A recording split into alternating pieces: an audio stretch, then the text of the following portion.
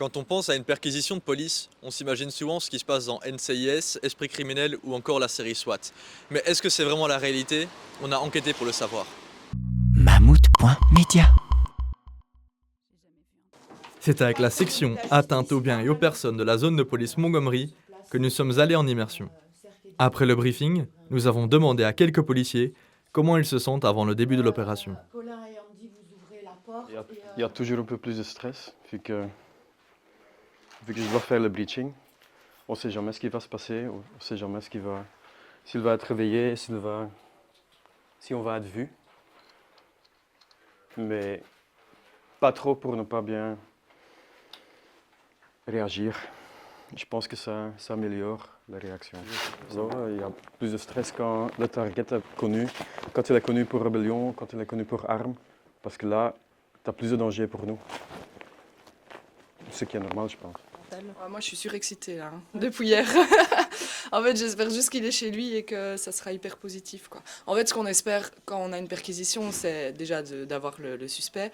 Et ce qu'on espère aussi, c'est de retrouver tout ce qu'on a envie de retrouver, quoi. Donc, moi, quand je dis surexcitée, c'est vraiment le terme, quoi. Depuis hier, j'ai pas bien dormi, j'attends que ça, quoi.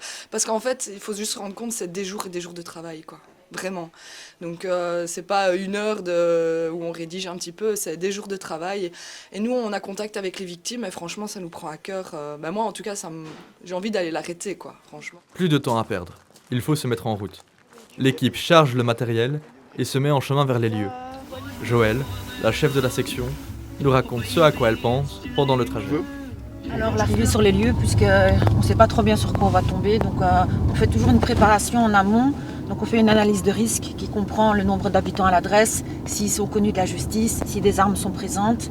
Donc on a une idée de savoir combien de gens vont être sur place, mais on est toujours l'inconnu. Donc on tombe devant une porte fermée, on ne sait pas ce qu'il y a derrière la porte. Donc voilà, tu as toujours cette dose de stress en se disant, est-ce que j'ai bien préparé la chose? Est-ce qu'on va arriver sur un endroit safe ou pas, quoi. Donc on part quand même toujours du plus dangereux. Donc voilà, on prend les mesures de sécurité pour essayer que tout se passe bien. Mais on ne sait jamais sur quoi on arrive. Une fois sur les lieux, le stress est à son comble. Tout se fait à présent dans le plus grand des silences. Nous avons tourné des images inédites qui montrent le début de l'opération.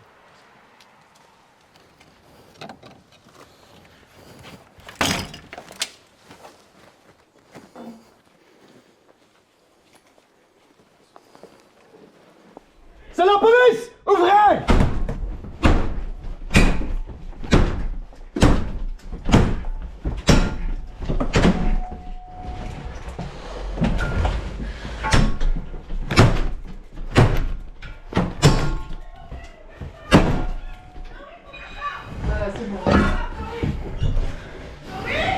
Ouvrez la porte!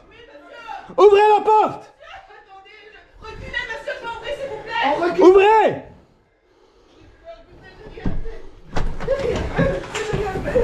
Restez là. Dans le coin. Tout droit.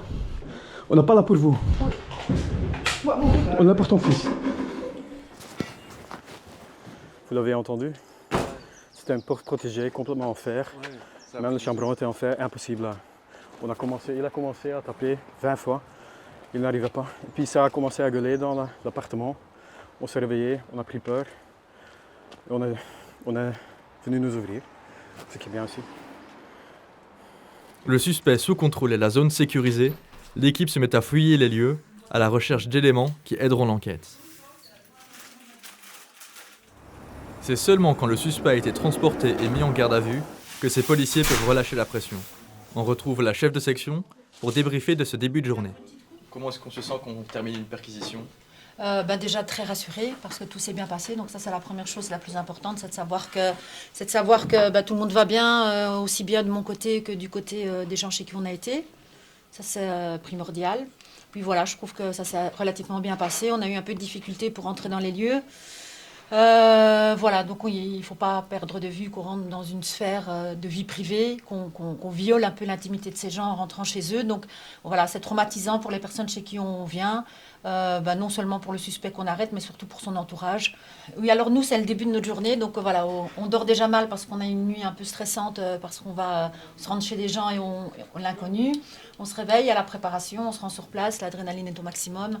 Et voilà, donc nous, c'est que le début de notre journée, puisque maintenant, on va tout mettre sur papier, faire nos recherches par rapport aux éléments qu'on a trouvés, peut-être aboutir sur une deuxième perquisition qu'on devra faire dans la foulée, donc dans la journée. Et voilà, donc c'est que le début pour nous. Vous l'avez compris, la journée est donc encore longue pour ces policiers. Mammouth.media. Mammouth.media ? Tu connais pas ?